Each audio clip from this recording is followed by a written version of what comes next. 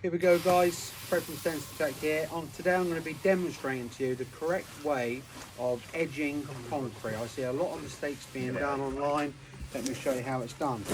Now you always start with your mag trowel. Job number one, make sure that all the forms are clean and tidy so you've got a nice clean line to work to. Then we get our mag trowel.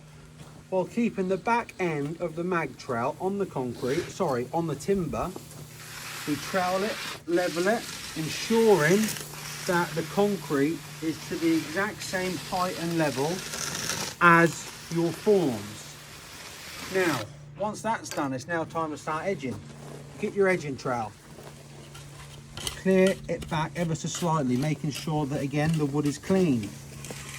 Edge in a forward and back motion, slightly raising the front and back of the trowel as you're moving backwards or forwards. And a major point that you need to really understand is you do not roll the edge of the trowel. I see a lot of beginners doing this with the edger, getting dips. When you pull those forms away, you'll get dips. You always want to be seeing this line. What this line indicates is that you are flat with the pad of concrete. So once you've then got that line in place, glide your edging trowel off, get your magnesium trowel and just remove it. Remember, this is at the first stages of your pour.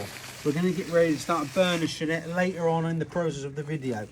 But always be sure to use your dating points, use your forms as your guide, keep your edger flat to the surface of the concrete, and that is how you get a beautiful edged concrete pad. Thank you very much.